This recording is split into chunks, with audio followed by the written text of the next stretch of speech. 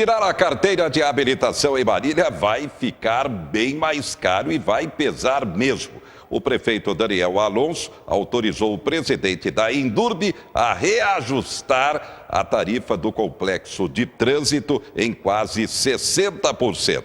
Vai subir de R$ 40 para R$ 62. Walter Galvão, especialista em trânsito. Boa noite. Boa noite. Surpreendeu esse reajuste? É um reajuste que vai mexer realmente com o bolso do cidadão. Até porque de 40 para R$ 63, segundo as informações da Endurbe, é aquela taxa para cada categoria. E segundo informações do funcionário, me foi dito que todas as categorias, inclusive a carreta que não treina lá dentro, treina lá fora, mas que vai ter que pagar também. Como essa taxa é paga? Então, quando o aluno passa no teórico, ele vai fazer as aulas práticas. Como o local destinado pela Endurbe, que fica num local bem distante, quase 20 quilômetros daqui, que é conhecido como Flamingo, sem qualquer estrutura e não dá para ser levado na rodovia, né? Levar o aluno pela rodovia, e não existe tempo hábil para abrir e fechar a aula sem qualquer estrutura, acaba, então, canalizando tudo para o complexo de trânsito. Dizer que o complexo de trânsito não seja bom não seria verdade. É uma coisa boa e que deve ser estruturada realmente. Mas, se o preço está defasado, eu acho que talvez esse valor, da forma como também vai ser aplicado para casos de reprovas, que não era cobrado anteriormente e que depois passou a ser cobrado já na gestão anterior, de R$ 20, também vai passar, segundo informações do funcionário, que a reprova também vai custar R$ 62. Então, levando em consideração que ele paga R$ 63 para treinar, depois, se ele reprovar uma, duas, até 3 vezes, que é plausível de acontecer, ele gasta mais 180. Levando em consideração para quem vai tirar 2 categorias, isso pode chegar, somando também as taxas do Estado, de R$ 500 a R$ 600 a mais do previsto. Aproveitando sua presença, a imprensa destaca: Centro de Formação Maritran de condutores de veículos suspenso por 30 dias pelo Detran. Aproveita. O que aconteceu, Galvão? Olha, segundo as informações que a gente tem, né, que falam e que acontece, e o que está publicado nos jornais, teria sido aberto aula sem a presença do aluno, que é até comum, né, esse fato por as autoescolas que vivem, por aquelas que vivem mais da picaretagem do que da educação de trânsito propriamente dito. Acontece que nesses 20 anos que aqui estou trabalhando nesse ramo, nessa atividade, é a primeira vez que eu presencio uma fiscalização e que tomou este fato como uma ação bem atuante. Até porque a autoescola deverá ficar fechada, portas fechadas, durante 30 dias. E os alunos deverão procurar, dessa autoescola, deverão procurar a Ciretran, se eventualmente quiserem serem transferidas. Se esse CFC abrir as portas, estará sujeito a tomar mais uma punição de 45 dias. Portanto, além disso, está correndo ainda um processo administrativo que ela poderá vir ser fechada, acabar com a concessão e que ela não vai mais poder atuar nesse ramo de atividade.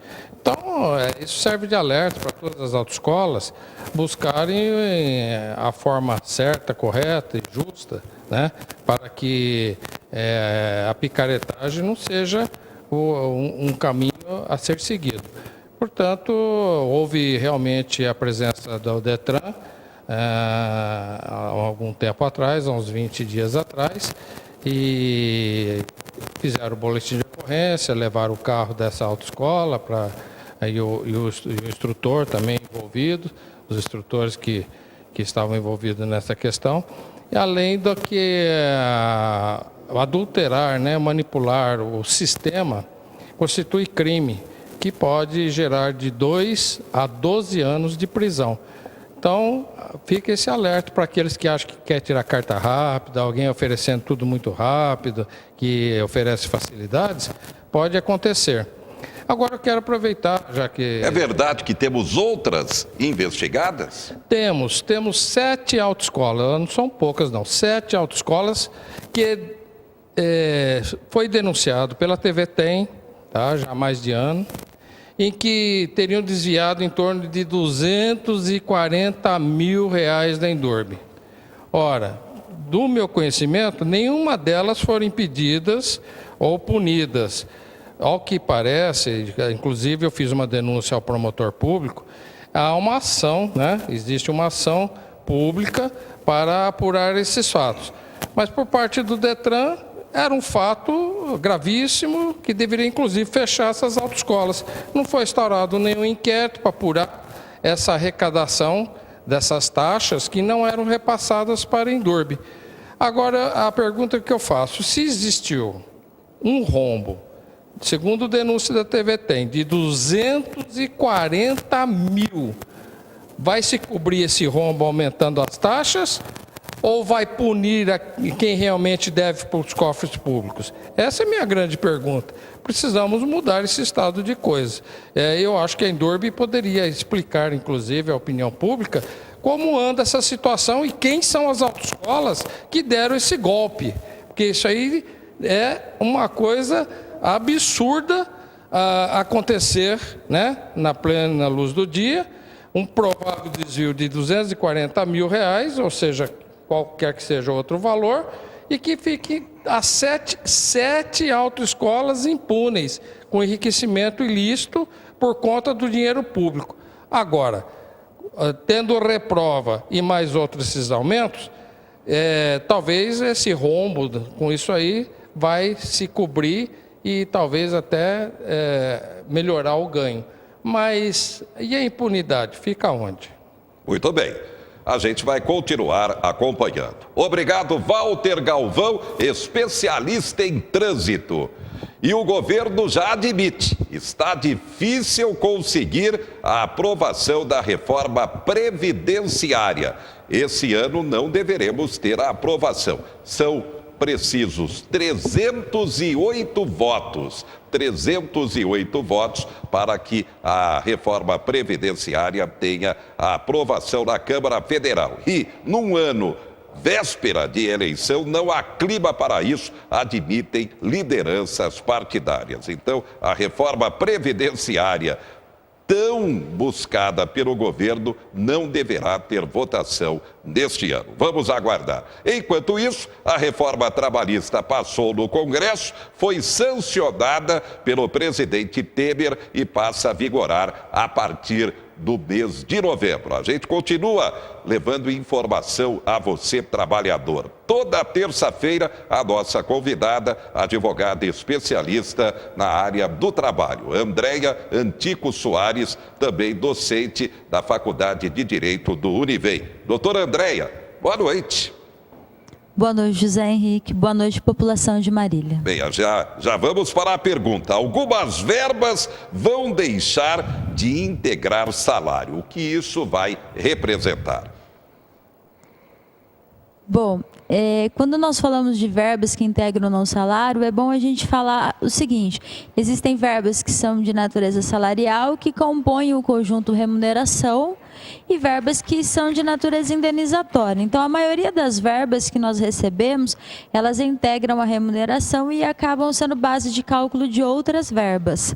Então, agora com a nova reforma trabalhista, há bônus, gratificações, diárias para viagem, ou seja, várias verbas que antes o valor integrava a remuneração para o cálculo do 13º salário, do FGTS, das férias, de um aviso prévio indenizado, elas eram calculadas, porque elas integralizavam. Agora, a reforma trabalhista retira esses valores da remuneração e, então, o trabalhador não vai ter direito a esses reflexos, ainda que ele receba, por exemplo, um prêmio mensalmente de forma habitual, ou uma gratificação, ou um abono. Esse valor vai ser um valor pontual, não vai gerar reflexo nas demais verbas que ele recebe. E como vai ficar a famosa equiparação salarial? Bom, a equiparação salarial é um instituto louvável, até porque ele tem uma tradição de equiparar e evitar que pessoas sejam discriminadas no ambiente de trabalho, especialmente homens e mulheres, porque é sabido hoje que ainda já que estamos evoluídos, mas as mulheres ganham 30% a menos que o homem por exercer o mesmo cargo. Então, antigamente, quem trabalhava para um mesmo trabalhador com uma qualidade de valor idêntica, seja em quantidade ou qualidade técnica, entre duas pessoas que não tinham mais de 2 anos na função, eu tinha o direito de receber a isonomia salarial. Agora, com a equiparação salarial, eles aumentaram esse espaço de tempo para 4 anos, não é? E agora eles não exigem mais o mesmo empregador, mas o mesmo estabelecimento. Então, se eu tiver um empregado que trabalha em Marília e outro que trabalha em Assis, mas para uma mesma empresa que tem uma sede, uma filial, não pode ser objeto de equiparação. Tem que ser dentro do mesmo estabelecimento. Então, houve uma restrição, tanto de espaço quanto de tempo. E a gratificação para quem tem cargo de confiança? Normalmente quem tem cargo de confiança são aquelas pessoas que trabalham com uma gratificação de no mínimo 40% do salário. Quando essas pessoas atingiam 10 anos no exercício dessas funções, o princípio da estabilidade financeira, um princípio trabalhista, protegia essas pessoas de ter uma redução salarial. Então, esse valor, após 10 anos de recebimento, eles passavam a incorporar o patrimônio desse trabalhador como um presente, por ser um trabalhador de confiança, uma confiança especial, que normalmente ele não faz jus à jornada de trabalho limitada, né? Ele é um trabalhador que investiu mais na profissão, então tinha estabilidade financeira de não perder mais essa gratificação. Infelizmente, a reforma trabalhista, ela vai contra o princípio da estabilidade financeira desse trabalhador e ele pode perder a qualquer momento. Lamentavelmente, quem pode ser bastante prejudicado são os trabalhadores com uma idade mais avançada, que se dedicaram mais às empresas, que podem agora, do dia para a noite, perder essa gratificação de 40%. O imposto sindical muda mesmo? Infelizmente, sim. O imposto sindical, que equivale a um dia de remuneração de cada trabalhador para o sindicato da sua categoria, agora deixa de ser obrigatório e se torna facultativo. É curioso que é o único imposto que a gente viu nos últimos tempos que deixa de ser obrigatório e passa a ser facultativo. E, por outro lado, de uma forma paradoxal, eles reforçaram a força do sindicato negociado sobre o legislado, mas eles retiraram o financiamento obrigatório do sindicato. Então, agora o trabalhador, se quiser ser filiado e recolher o imposto, isso vai ser facultativo. Bem, só para a gente concluir, pagamento das férias a partir de novembro com a reforma trabalhista. Como fica? Bom, antigamente as férias tinha que ser gozada 30 dias, porque a Organização Internacional do Trabalho entende que é assim o melhor período para gozar e descansar mental e fisicamente, e poderia excepcionalmente ser partilhado em dois períodos, no mínimo um de 10 dias. Agora a nova reforma trabalhista cuida para que seja 3 períodos, seja um de 15 dias e os outros 2 mínimos de 5 dias, não podendo começar antes de feriado, a critério de um acordo individual entre empregado e empregador. Plano de cargos e salários. E aí, doutora? Infelizmente, o plano de cargos e salários, que é um plano interessante também para evitar as promoções por paternalismos, as promoções que não têm requisitos objetivos, né, ou por antiguidade ou por merecimento, eles, para ter validade, deveriam ser depositados no Ministério do Trabalho e anotados em contrato de trabalho. Agora, o plano de carreira não precisa mais ser depositado no Ministério do Trabalho, não precisa mais ser anotado e, infelizmente, pode ser alterado a qualquer momento, o que traz uma insegurança muito grande quanto à vida daquele profissional, o crescimento profissional dele na empresa. A reforma trabalhista, novembro mesmo. Novembro mesmo, estamos aguardando uma medida provisória que discute alguns debates, não é? E eu acho que aí que depois a gente tem a reforma previdenciária.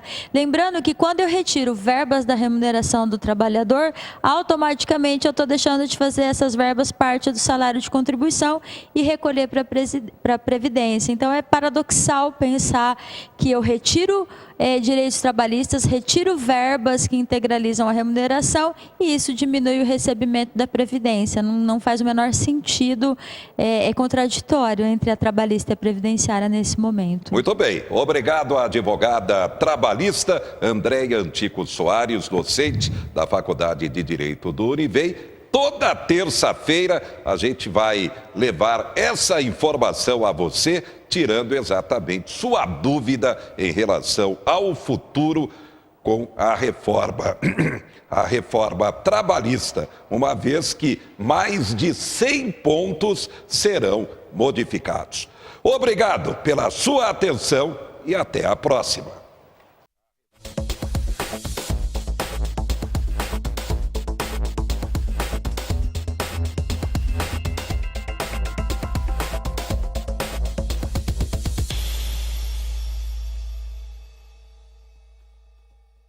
Quatro Notícias. Oferecimento. Menin Engenharia. Construindo qualidade. Taust. Faz toda a diferença. Oral Center. Avançado em implantes e estética.